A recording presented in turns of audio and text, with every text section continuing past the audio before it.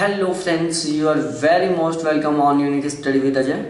दोस्तों, इस चैनल के ऊपर मैं नेट जरा फर्स्ट पेपर और ज्योग्राफी दोनों की बिल्कुल सिस्टमेटिक ढंग से क्लासेस चला रखा हूं, तो आप मेरी ये सभी क्लासेस ज्वाइन कर सकते हो जो आपके लिए बहुत बहुत हेल्पफुल रहेंगी। देखो, यहाँ पर ऊपर ये मेरे कॉन्टैक्ट नंबर लिखे हुए हैं 7891350470 और मैं एक व्हाट्सअप ग्रुप बना रखा हूँ। आप मेरे उस व्हाट्सअप ग्रुप में ऐड हो सकते हो जो आपके लिए बहुत हेल्पफुल रहेगा। तो अब हम यहाँ पर डिस्कस करने जा रहे हैं कुछ इंपॉर्टेंट क्वेश्चंस के बारे में जो एग्जाम्स के पर्पज से बहुत महत्वपूर्ण है। साथ ही साथ ये जो क्वेश्चन दिख रहे हैं आपको, ये point view of exam very important है। साथ ही साथ ये दो जो 21 जून 2019 में नेट जेआरएफ का मॉर्निंग शिफ्ट में जो पेपर हुआ था उसका सेकंड पार्ट है। इसका जो फर्स्ट पार्ट था वो मैंने कंप्लीट करवा दिया, उसमें 15 क्वेश्चन थे। तो अब हम इसको डिस्कस करते हैं कि भारत में 20वीं शताब्दी के मध्य में प्रभावी रही प्रतिभा पलायन समस्या निम्नलिखित में से किस पक्ष का परिसूचक है। ऑप्शन ए है भारत में उच्च अध्ययन और शोध हेतु पर्याप्त सुविधाओं का अभाव। ऑप्शन बी है विकसित देशों की उस स्तर पर प्रतिभा क्रय की क्षमता जो विकासशील देशों के वश में नहीं थी। तीसरी है जनसंख्या में वृद्धि और मानव संसाधनों का उपयोजन। और इनमें से हमें कौन सा सही है, इस कथन का पहचान करनी है कि कौन सा कथन सही है। तो जो क्वेश्चन नंबर 16 है उसका बिल्कुल करेक्ट आंसर है ऑप्शन नंबर डी, कि यहाँ पर जो पहला और दूसरा कथन है वो बिल्कुल करेक्ट है। पहला कथन भी बिल्कुल सही है और दूसरा कथन भी बिल्कुल सही है, और जो तीसरा कथन है वो यहाँ पर गलत है।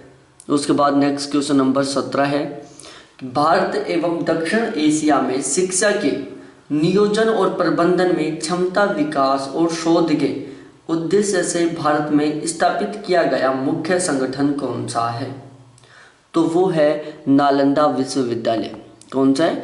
नालंदा विश्वविद्यालय। आपको इन क्वेश्चंस को एक प्रैक्टिस क्वेश्चन के रूप में सॉल्व करना है।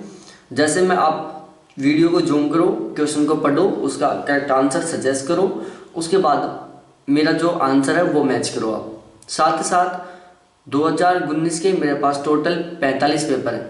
25 तो जून वाले शिफ्ट के और 20 जून वाली शिफ्ट के और 25 पेपर हैं जो दिसंबर वाली शिफ्ट के हैं हिंदी मीडियम से। तो आप वो 45 पेपर्स मेरे से ले सकते हो। एक मेरा व्हाट्सअप ग्रुप है जहाँ पर मैं ये प्रैक्टिस क्वेश्चन पहले प्रैक्टिस के लिए डालता हूँ, तो आप उस व्हाट्सअप ग्रुप में भी ऐड हो सकते हो। और उस व्हाट्सअप ग्रुप में ऐड होने का जो मेथड है वो मैंने आपको ऊपर स्टार्टिंग में बता दिया था। मेरे कॉन्टैक्ट नंबर, उन कॉन्टैक्ट नंबर के ऊपर मेरे से व्हाट्सएप पर चैट कर सकते हो, वो मेरे व्हाट्सअप नंबर हैं, मेरे फ़ोन नंबर भी हैं, आप मेरे से कॉल भी कर सकते हो। और मेरे पास वो 45 के 45 पेपर ले सकते हो जो 2019 में हुए थे। इसके अलावा अपनी बहुत ही शानदार प्रिपरेशन के लिए व्हाट्सएप ग्रुप में भी ऐड हो सकते हो। एक व्हाट्सएप ग्रुप है जिसका चार्ज है 200 रुपये, जिसमें मैं आपको 100% कंप्लीट प्रिपरेशन करवाऊँगा और आपका नेट की मैं मोस्टली गारंटी लेता हूँ उसमें। यदि आप सही ढंग से प्रिपरेशन करोगे तो आपका नेट 100% हो जाएगा। उसके बाद नेक्स्ट क्वेश्चन है question number 18, computer software. Computer software के संदर्भ में सॉफ्टवेयर क्या है? कंप्यूटर सॉफ्टवेयर के संदर्भ में सॉफ्टवेयर क्या है? ऑप्शन ए है वह सॉफ्टवेयर जिसका उद्देश्य एक व्यक्ति के बारे में उसकी जानकारी के बिना सूचना एकत्र करना और वह उस प्रकार की सूचना अन्य निकाय को भेज सकता है। दूसरा है वह वैध सॉफ्टवेयर जो कंपनियों को एक केंद्रीय स्थल से उनके कर्मचारियों के कंप्यूटर का नियमन और देखरेख करने देता है। तीसरा है वह सॉफ्टवेयर जो कंप्यूटर को संभालता है।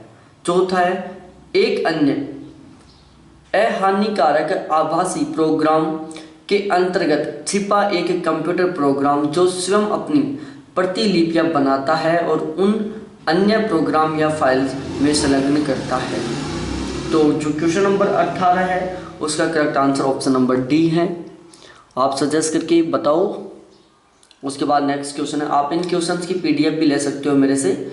यदि आपको ये क्वेश्चन लगता है कि बहुत सही क्वेश्चन है ये एग्जाम के पर्पज से, तो आप मेरे से इन क्वेश्चंस की पीडीएफ भी ले सकते हो, वही कॉन्टैक्ट नंबर है मेरे।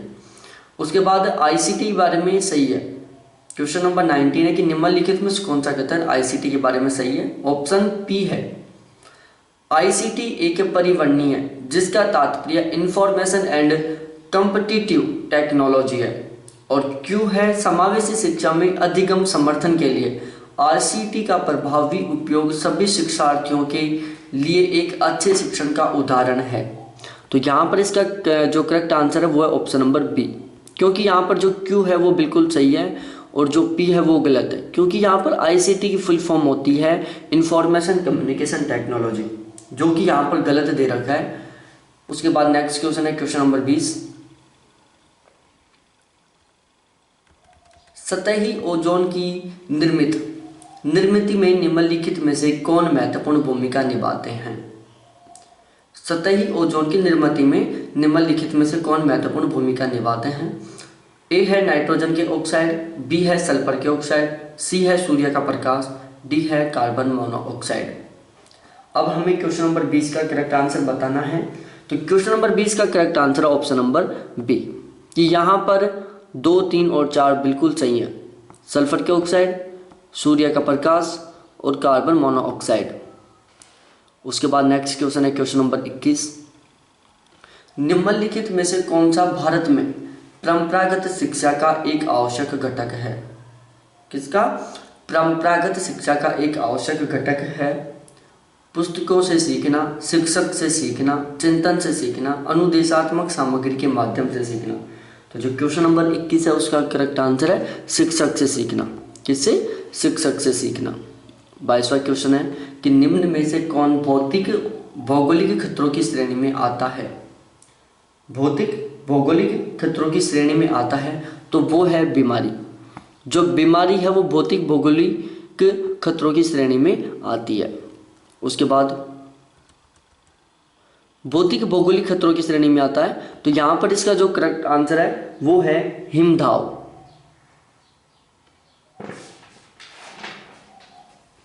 इसका करेक्ट आंसर है यहां पर हिमदाव। क्या है? हिमदाव इसका करेक्ट आंसर है। भौतिक भौगोलिक खतरों की श्रेणी में क्या आता है? हिमदाव आता है। यहाँ पर बीमारी गलत है और यहाँ पर करेक्ट आंसर है हिमदाव। हिमदाव है जो भौतिक भौगोलिक खतरों की श्रेणी में आता है।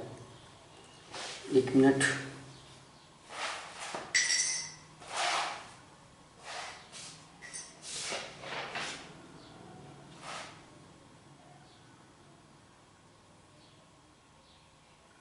उसके बाद नेक्स्ट क्वेश्चन है क्वेश्चन नंबर 23वां। जो क्वेश्चन नंबर 23 है उसको हम पढ़ते हैं। कौन सा संभाव्य गतिज ऊर्जा का उदाहरण है। कथन ए है बांध के पीछे का जल, बी है रेडियो संकेतक, तीसरा है धावन पथ पर पड़ा हुआ विमान, चौथा है प्रक्षेपण से पूर्व स्थिति में उपग्रह, पांचवा है कुंडलिंग स्प्रिंग, छठा है महासागर से उत्पन्न उष्णता। तो जो क्वेश्चन नंबर 23 है उसका करेक्ट आंसर है ऑप्शन नंबर डी, कि यहाँ पर 2, 4, 5 और 6।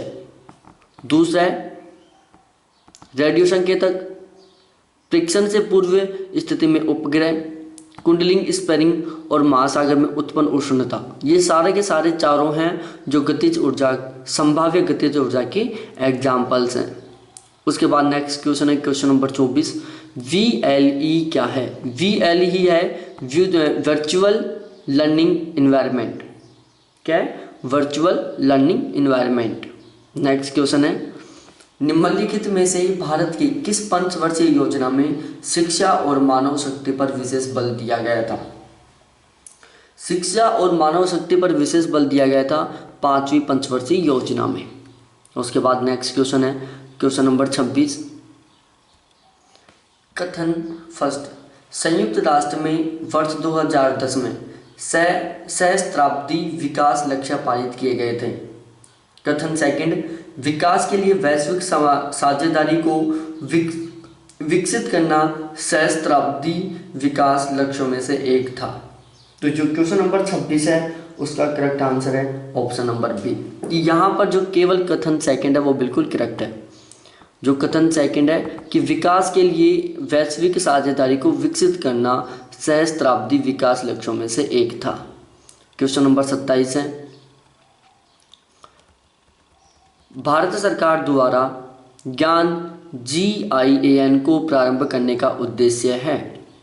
भारतीय अध्येता को विदेश में शिक्षा ग्रहण करने के लिए प्रोत्साहित करना। भारतीय अध्येताओं को भारत में शोध करने के से हतोत्साहित करना। वैश्विक अध्येता को भारत में उनके समवर्तियों के साथ मिलकर कार्य करने के लिए प्रोत्साहित करना। वैश्विक अध्येताओं को विदेश में भारतीय अध्येताओं के साथ मिलकर कार्य करने के लिए प्रोत्साहित करना। तो जो क्वेश्चन नंबर 27 है उसका करेक्ट आंसर है ऑप्शन नंबर सी, कि वैश्विक अध्येताओं को भारत में उनके समवर्ती के साथ मिलकर कार्य करने के लिए प्रोत्साहित करना। तो इसी के साथ हमारे ये आज के 15 क्वेश्चन कंप्लीट होते हैं। इन क्वेश्चंस की आपको PDF चाहिए डिस्क्रिप्शन के साथ। किसके साथ? डिस्क्रिप्शन के साथ। तो मेरे जो स्टार्टिंग में कॉन्टैक्ट नंबर थे उनके ऊपर आप व्हाट्सएप चैट करके मेरे से डिस्कस कर सकते हो। इसके अलावा आपको चाहिए कि सर हमें इस टॉपिक से रिगार्डिंग कुछ इंपॉर्टेंट क्वेश्चन दो, तो वो भी मैं आपको प्रोवाइड करवा दूंगा, आप मेरे को बता सकते हैं। व्हाट्सएप ग्रुप में ऐड हो सकते हैं। बिल्कुल सीरियस होकर प्रिपरेशन करो। चैनल के ऊपर नए हो तो चैनल को सब्सक्राइब करो। इस वीडियो को अपने बहुत सारे फ्रेंड्स के साथ शेयर करो।